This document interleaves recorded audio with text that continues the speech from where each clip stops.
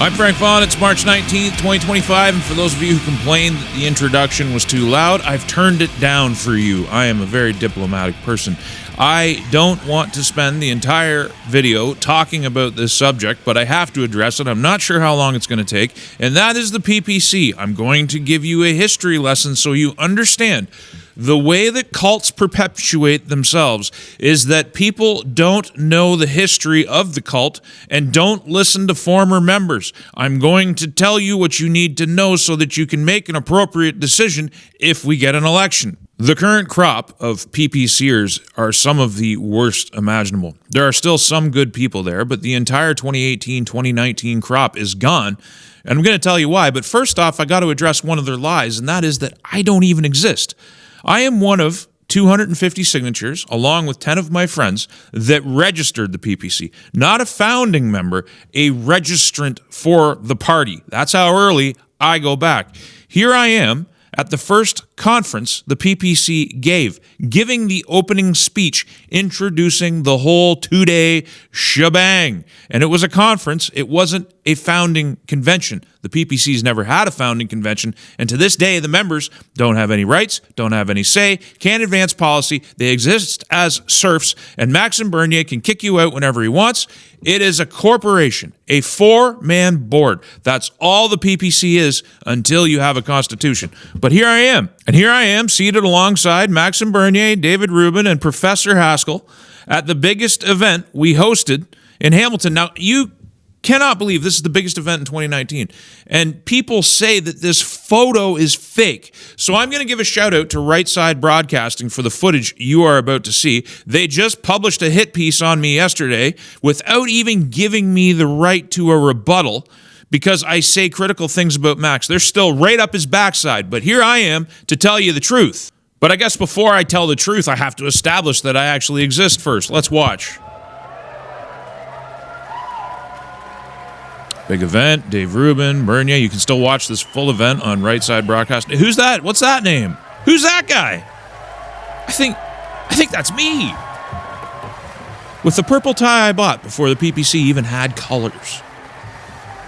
Before they could decide on a color. Hello, everybody. It's not on yet. Testing. There we go. How is everybody? Ready? So I'm Frank Vaughn, if you don't know. They seem to know who I am. I will be the MC and moderator for tonight's event. But before we do anything, I really want to say thanks to all of you for coming tonight and pushing back against the fascism that's happening outside. What do I mean by fascism? Look at these cowards picking on this old lady just trying to get into the event, and they won't move. This little old lady in a walker. I'll never forget her and her spirit because she just kept trying. And there's all these people, but you're going to see a clip. It's coming up in a few seconds. Isn't this just disgusting? But we roll up in a van, and we all pile out, and you can actually see here Bernier just goes straight in the building, but everybody's got their cameras pointed behind him. And what they're pointing at is me coming up in the rear with Salim Mansour. He couldn't move as quick as he could. And the protesters are pushing this line towards us. And they're screaming profanity. And they're calling him a Nazi. And they're doing all this stuff. And I actually took a few seconds. And I confronted all the protesters. And I said, does this man look like he's a white supremacist? I looked them all in the eyes. And I faced them down before I went inside. Because that's what you got to do. You got to talk to people. And now for the meat and potatoes of this video. And that is what Maxime Bernier actually is. This is a man who will not face his critics. He only does friendly interviews. He blocks anybody who asks him questions online, and the PPC is a glorified Twitter party. They can't even win Twitter polls anymore because his leadership's so bad, but you're going to notice a trend. This is a man who changes his mind often. Let's just start with COVID. We are speaking about bold reforms that we need to do in this country. We must maybe, yes, lock down the older people. Lock down the elderly. A new way of doing politics in Canada. And yes, the vaccine is there. The vaccine seems to be efficient against that variant. Actually, right now, The second wave is here. You do understand the restrictions. We do understand, yes, it's a pandemic. Pour voyager ou quoi que ce soit, aller en Europe et les pays européens, si j'ai un passeport vaccinal pour aller dans ces pays-là et je vais y aller, c'est certain que je vais me faire vacciner si je vais. My dad is 86 years old. He's vulnerable and diabetic. So I encourage him to have the vaccine. This guy thought the vaccine was efficient. He thought lockdowns were appropriate for the elderly. He recommended the vaccine to his own father and thought that it was completely harmless. And to this day, there's a lot of PPC people who say that the vaccine was 7-Up in a syringe, that it didn't harm anybody, that it was just a scam to make money. Meanwhile, there's people suffering everywhere. This is the most confused party. What happened was Maxime figured out that there was more money to be made in donations on the other side of the line. He saw the protests forming. All the heavy lifting was done by other people by the time he showed up. Let me show you. By the time the PPC showed up at the first protests against the lockdowns, they were already 20,000 strong. The first time the PPC showed up was after they had already been organized. And they made contrived photographs like this one for their own propaganda purposes that made them look like they were leading the march, even though they were in the middle of the crowd. They marketed it. And what that led to is when the Freedom Convoy came along, the Freedom Convoy rejects Bernier's request for involvement because they showed up. They tried to shill for the PPC. They tried to sell merch. They weren't there because of the moral equation. They were there to capitalize on the just anger of people. Now, this party structurally is not designed to win. It can't win. They can't get elected dog catcher anywhere. When he last ran in a by-election in the Portage-Lisker riding, I believe it was in Manitoba, where they had secured in 2021 something like 22% of the vote, Bernier kicked out the local candidate that had done better than any other candidate in the country, including Maxime, kicked him out, used the PPC money to house his headquarters people in hotels, wouldn't do anything for the volunteers, and they couldn't get him to leave the hotel room. For all the money spent, he lost 1/4 of the vote share from 2021. In every by-election since, they've lost share, not gained share, because they're led so poorly and by design. They don't want to win. Maxime doesn't want to form a government. He's trying to get to retirement age so he can get the maximum for his pension. That's my guess, because every decision that they make doesn't enable victory, doesn't create the conditions of a thriving party. They resist it every step of the way. Now, I want to talk about my own history when it came to C-19. I was talking about COVID-19 before it became known as COVID-19. This loser is an example of what the PPC is made of these days. You and your wife also pushed masks and shamed people who were against them. Both you and your wife. You are a huge hypocrite. Bringing my wife into this, who's never been part of my work. The only thing my wife did was film videos in our greenhouse and garden to teach people how to be resilient.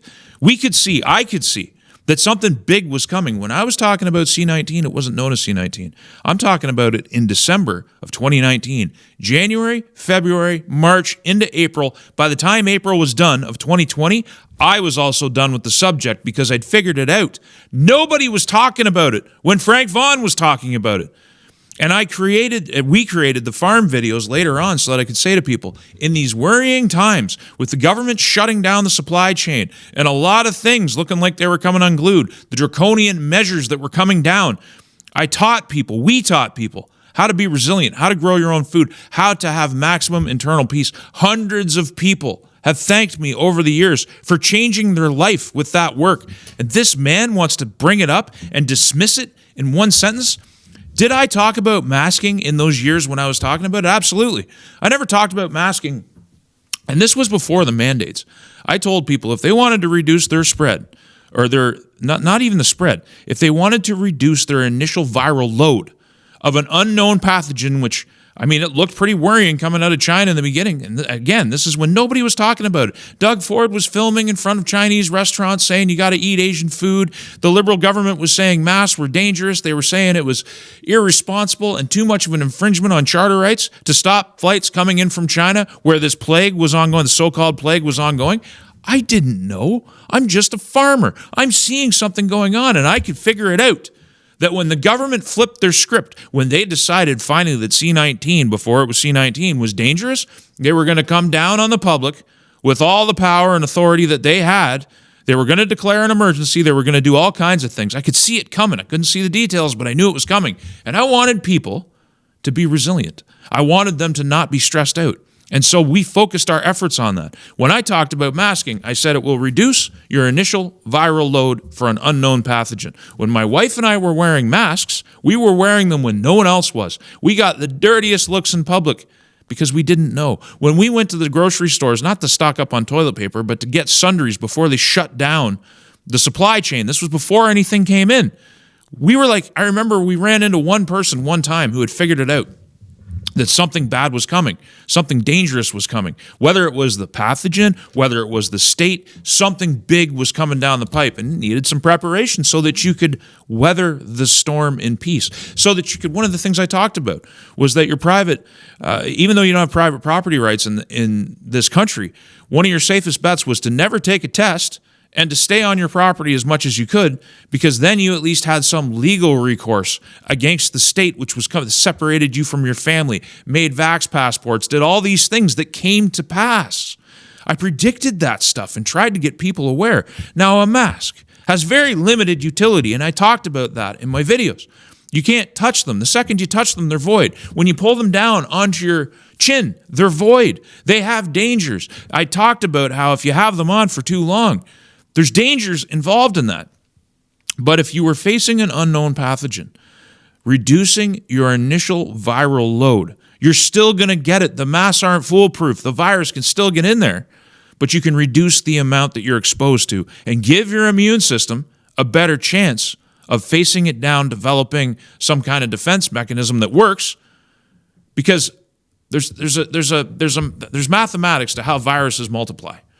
And if you reduce your initial viral load, you give yourself a better chance. We didn't know what was going to happen. So anyway, that's what we did, and that's what these guys, when you see them lying, saying I pushed the vaccine, I told you before there was even a whisper of a vaccine that any vaccine that rushed through regulation, that rushed through the regulatory process, that when they give, and I predicted that they would give the pharmaceutical companies immunity from liability, that anything under those circumstances you should avoid. I said it, I said it, I said it. I've got handwritten letters on my fridge that I put there with magnets that people have sent me, thanking me for saving them from that medical experiment, and thousands of emails. That's what I did. These guys lie easily because they're part of a cult. Something else you're going to notice about Maxime Bernier is he always shows up late, or he just gives an excuse for doing stupid things like, whoopsie, I didn't know what I was doing. We're going to see that next. This is a Supreme Court of British Columbia document dated April 16th, 2021. But something that was going on prior to this, right around the same time that I was breaking the story about COVID, before it was COVID, when nobody knew what I was talking about, was Laura Lynn Tyler Thompson, a candidate, a prominent candidate for the PPC, was sued and brought before court. Not sued, she was charged. I can't remember the individual charge. Her, Dan Dix, I was served multiple notices by several law firms on behalf of this court case, which had to do with a man trying to save his daughter from being transitioned and castrated, essentially. So we were interviewing this man, and we all defied a court order to not show his face and not reveal his name. Now, Laura Lynn and Dan Dix and these folks, they stuck to it and they kept their videos up. When I got served, I pulled my videos down and I re-interviewed him, or I might have edited the interview and put it back up. I blacked out his face. I did all the legal requirements, and they actually brought me up in court and saying, why? And they looked at the other people, and I'm not defaming them for what they did, but they actually used me as an example of how to continue to use free speech and also be lawful while I was doing it. But I digress.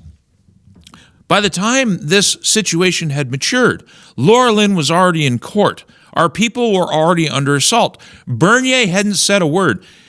Another thing that people don't know is that back in 2019 and 2018, Maxime Bernier would not touch this gender issue. He had no concern for it. It wasn't on his radar, and he turned people down point blank whenever they brought it up and wanted it to become part of our policy. That's a fact anybody that was there can verify. So when Laura was going to court and I was being served legal notices, I called up Max, and I called up Martin Maas, who's actually the author of Maxime Bernier most of the time. He's the brains behind the PPC. And I said, if you don't say something about this, I am out.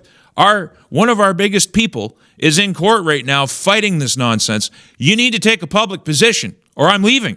And they did. Now, I ended up leaving a couple months later anyway because the PPC is so badly organized and has no real work ethic. One of the things that people don't know is it's hard to get Maxime Bernier out of his hotel room. He shows up for Nerf ball things and then he flies back down to Florida. But we'll get into that next. The point I'm trying to make is he's hailed as this hero for talking about gender. He didn't want to talk about it. He had to be dragged into it because our people were being targeted by the state. And do you think he contributed to the legal defense of CD or anybody else in this case? Just like in 2019 when we ran in the election, HQ didn't help any of the EDAs, either financially or with actual tangible advice, to build an electoral model that could actually achieve victory. Because I honestly think they don't want victory. It's just a piggy bank. That's what it is. Anyway, Laura was left floundering, and the only reason anything changed was because of guys like me who demanded it. Now let's briefly examine Maxime's track record of terrible judgment. PPC leader Maxime Bernier announces Sask federal candidates during visit.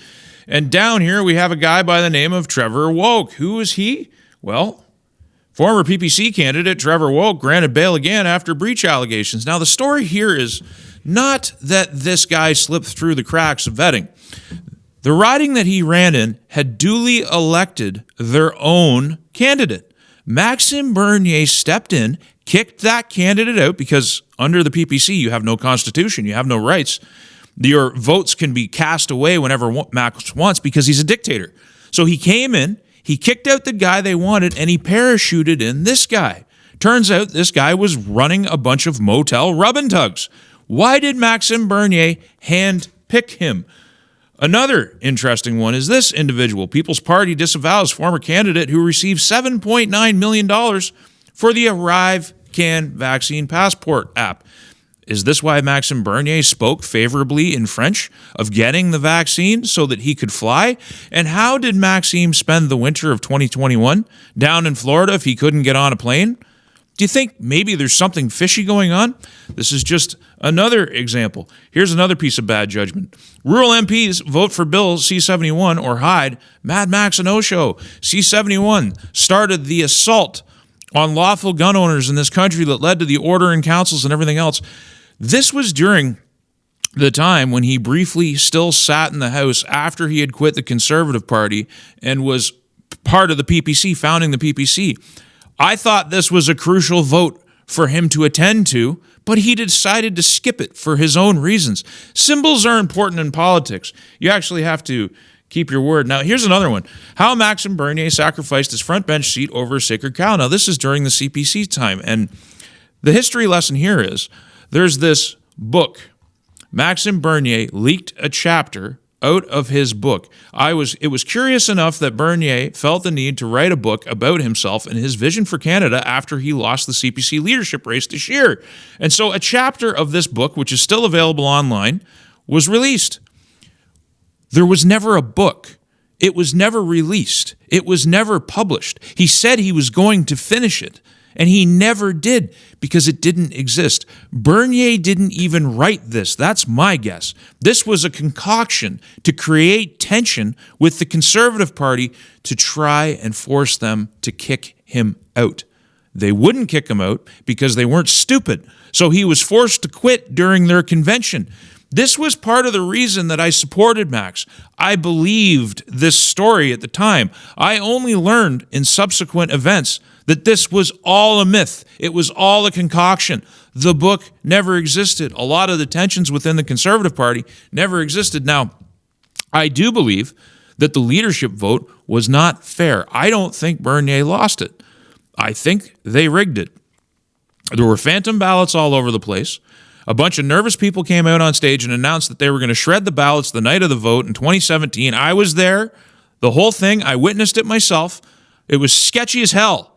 So I think it was stolen, but I subsequently learned why. Bernier wanted control of the Conservative Party fund. He didn't want to appoint a representative to the fund. He wanted to sit on the fund at the same time as he was the leader of the Conservative Party. And the establishment behind the Conservative Party could not allow that to happen. And so they didn't allow that to happen. And ever since then, Bernier has been fueling this tension to create the narrative, the justification for him leaving. And by the way, another lie that you'll see come out of the CPC or the PPC's mouth is that I was forced out of the party. I quit. That's on the record. I tried extensively to get them to give a constitution to the members of the PPC because, as I showed in my videos, and every single video that has PPC in the title, I would encourage you to watch it because I provide the speeches. I show you how Maxime was proud of the Trans-Pacific Partnership. I show you how he was proud of the Foreign Investment Protection Act, which gave China extrajudicial control over Canada and their investments here. He was proud of it. He wanted more of it. That was part of his leadership platform in 2017. And once again, he went, oopsie, I didn't mean to do that. Another way that he said oopsie was over, where is it? Conservative leadership candidate Maxime Bernier reverses support for transgender bills right. Bill C-16. Bernier voted for it. He was proud to have voted for it. And later on, he just said, whoopsie, I didn't know it was in it. I voted to pass a bill, and I didn't even know the contents of it. But maybe this is closer to the truth. Here's Bernier out with LGBT Tory, which brought sodomy into the Conservative Party of Canada, and he was more than happy to wear their shirt. He was more than happy to march alongside them, and this is in the lead up to C-16. So once again, Max's answer is, whoopsie, I've changed my mind. Changed his mind on China. Changed his mind on C-16. Made terrible judgment calls when it came to his candidates, which he personally picked. Oh, and there's more to that story. Here's this individual, Rene DeVries from Markham Stouffville, running there. He's a wealthy man, a businessman. Maybe that's why Max likes him. He likes money. He is the senior vice president of a company called Arcadis Canada Incorporated. What is Arcadis? A World Economic Forum member. Isn't that interesting? They're always talking about the CPC, but this is still going on to this day within the PPC, and they're blind. The last thing in the world I wanted to do was spend today's edition talking about this subject. But the fact of the matter is, Max is about to scourge another crop of people. He's going to the United States to appear on podcasts. Who knows what podcast he's going to go on? People need to know the history. The Americans aren't concerned with the details when it comes to Canada. They're just looking for people to put in front of a camera to explain what's gone wrong mentally with Canada, and it just so happens that Maxime Bernier can fit that bill. So he's going to capitalize on that again, just like he's capitalized on all of these other issues. People don't seem to realize that Maxime was the second most powerful man in the Harper government and was very proud of his record serving Stephen Harper. Nowadays, he says, I was just doing what I was told. I had no control. I had to bow my head and go along to get along. So you're telling me a sheep is going to lead Canada into the promised land, self-admitted. Do you understand all the inherent contradictions that are inside of the PPC right now? You talk about being for freedom, yet you don't have a constitution. Your members have no rights. You people are serfs. You get to volunteer and send money. That's all you get to do. You have no control. You have no say. Maxime can parachute himself into any riding he wants. And now he's got a war chest, which you people have bestowed upon him, which I think if we get an election, he's going to spend fighting the Conservative Party of Canada. And then when the money's gone, I think he's going to retire on you. Maybe I'm wrong, but I think I'm right. And before he appears on these podcasts, I just want people to have a little bit of context. And by the way, I exist. And when I started the PPC with Max, I cared about the people. I felt in 2019 that we needed a better federalist option, one that actually represented the people. And I think in 3 cycles, we could have taken government if we had have just conducted ourselves with a bit of wisdom. What does it say that Max doesn't want to share power with his people in his party?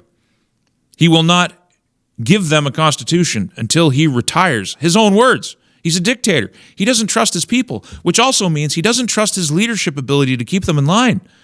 If he had have done what he said he was going to do, I would have been there to help him convince people that we were the right option, because we would have been. But he didn't. And I have to wonder, if that was the intention all along, was to just build a fundraising effort, a junket, to try and undermine the CPC for vengeance purposes, because it's not we anymore. The PPC is at the bottom of the polls for a reason. They're stuck there.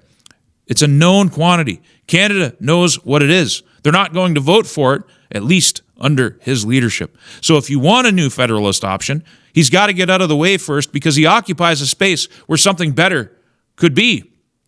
Now it is 2025. The things that I predicted when I ran for the election in 2019 have come to pass. We are on the verge of a national unity crisis, and I got to be honest with you, when it comes to voting, and this is one last thing, I don't owe you advice on who to vote for. I'm here to tell the truth. I critique Pierre. This is what people say. They say I'm in the tank for Pierre. When I criticize Pierre, they say I'm in the tank for the PPC. People call me liberals. People call me communist. I tell the truth about everybody. I don't know who I'm going to vote for. I'm not telling you who to vote for. I'm telling you reality. I'm revealing that the emperor has no clothes, regardless of what emperor you want to look at. So I don't know what I'm going to do. My hope is with the provinces. Separation's looking awfully good for the West right now. It has been for a long time. 150 years in opposition to Ottawa. Ottawa doing everything in their power to hold the Western provinces down. And now they want us to be the first over the wall to die in a battle with the United States we shouldn't even be fighting. There's an ocean between us and Europe. The Americans are right next door, and they've always been there with money. They've always been willing to prop up our dairy business and prop up our cartels here by agreeing to the tariffs that we charge them. We're not good up here. Our politicians are not the just people. And I could care less if 80% of Canada doesn't believe what I'm saying. It's the truth. And so I'm going to keep saying it no matter what. So do I have a federalist hope? I don't know. I don't know if there's enough there to draw me out to vote on election day. My hope is with the provinces right now. But that could change. And you'll find out about that change in this video. If we actually get an opportunity to have an election in this country, I may just cast my vote because it might be the last opportunity I get to cast that vote. I'll figure that out when we get there. But as it sits right now, under the Constitution, under this terrible federalist system that we all live and are subject under, where we have no property rights, we have no real rights, the government can suspend our rights anytime they want. Under this subject system, the vote is all we get. And so maybe I'll use it. I don't know. But one thing is for damn sure. Europe is not the way to go. The EU is an undemocratic body. It's terrible. The people you elect to the EU can't propose legislation. They can only debate it. Everything is decided from on high. We don't want this. Shouldn't we dispense with our king? Shouldn't we dispense with this federation and renegotiate it? Shouldn't we have an elected Senate? Shouldn't we have these things? And if we can't get it, maybe it's time we engaged with other possibilities, which right now we have an opportunity to do something different. How much pain does Canada need to experience before we wake up? How much pain does Western Canada have to feel in defense of Ottawa, in defense of Eastern Canadian elites before we wake up and choose our own destiny? I'm Frank Vaughan. I will see you in the next one. Did you know that I have a website? frankvaughan.ca, the ultimate repository for all of my work, and a backup location just in case the censors come for me again. And if you like the content, please consider using the donate link in one of the options available. There are no paywalls, there is no advertising, and there is no Patreon, and I intend to keep it that way. Thank you for your time and your consideration.